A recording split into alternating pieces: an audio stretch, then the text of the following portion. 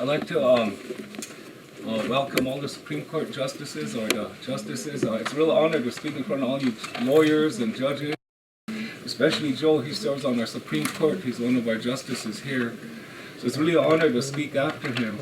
I just want to take about 4 or 5 minutes here to do a couple interpretations because I'm the eldest male in my family. Even though I'm young, I'm the eldest male, so I have to take the role on as a grandfather. So right now I've got to start acting like I'm 80 years old so I could interpret some words. And I'm going to interpret 2 words for you here today.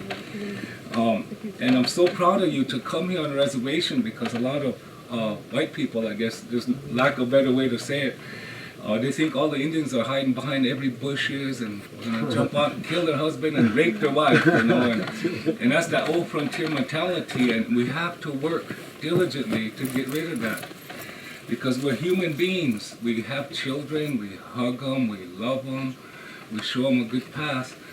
And I'm organized within my family, just within the bloodline of the White Plume family. I'm the eldest male, and so I'm the leader. I'm the N.R.C. I'm not a chief.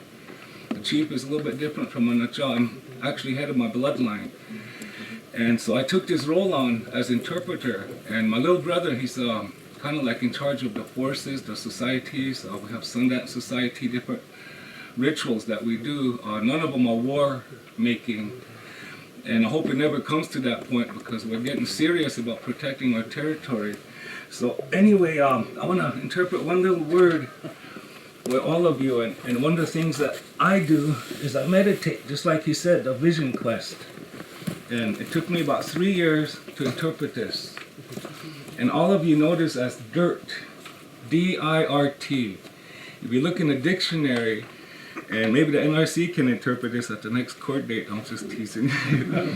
But in Lakota, we call dirt Maka. And if you guys could all say that, just one time you learn one Lakota word on your trip here. Maka. Okay, Maka means, Ma means my sense of being. And Ka means used to be. My sense of being that used to be.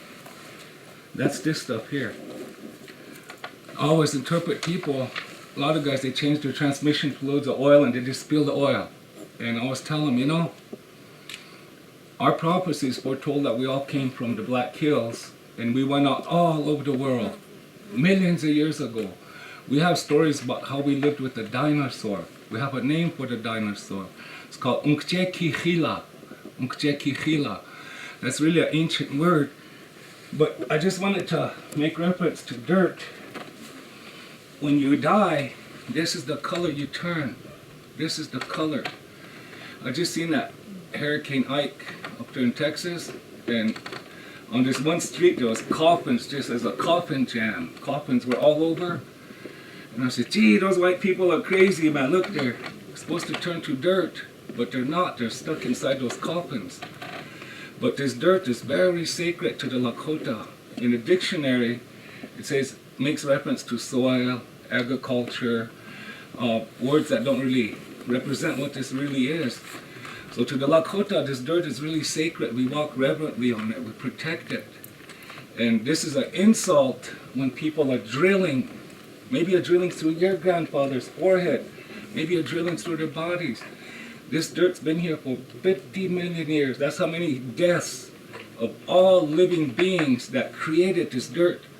If you look back in history, this dirt just didn't happen. Earth was known as a rock. Same thing as everything else that floats around. So this is all our ancestors that are here. That's what we're walking on. So we must respect it. These are some of the concepts in Lakota. So that's one of the things I just want you to know about our language. We had contact for 208 years this year. That's how much we had contact.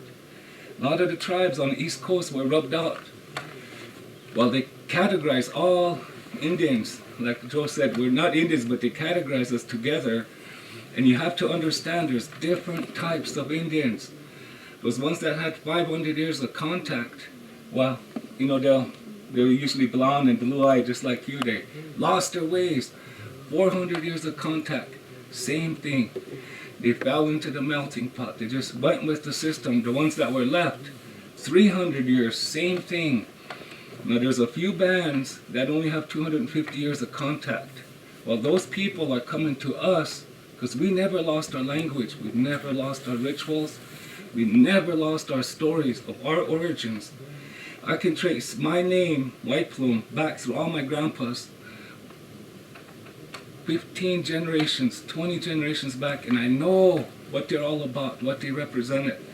So we just want you to know we never fell off in the melting pot. We're stubborn, but because we're stubborn to keep our ways, they call us hostiles or backwards, or they call us below or under or second-class citizens.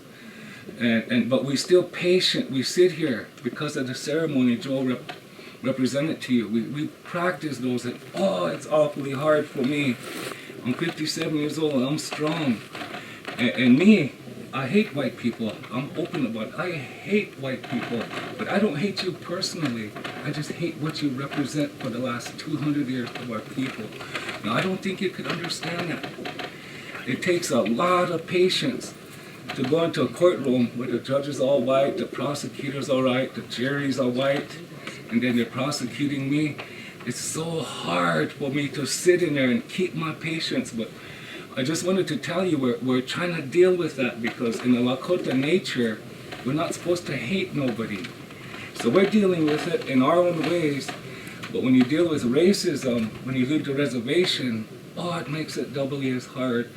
So we speak our language, and to me that's an escape of all the pressures on the outside. And I came to a point where I don't even leave my house no more because I don't want to be put in that position where somebody mistreats me because of their prejudice. And so I just wanted to get that out, but I just want you to know I don't hate you guys personally, I just hate what you represent to my people for the last 200 years. But there's got to be a time that we can come together and say, hey, I want to be your friend, can you be my friend? And truly mean it without this hatred just because I'm a beautiful colored skin, you know. So I just wanted to share that much with you, and we have a reception waiting for you guys at Kiza Park, and they probably won't tell you over there, but Kiza means fought. That's after one of my grandpas, and the whole clan were killed. So there's no one to carry that name on, so we named our park after him.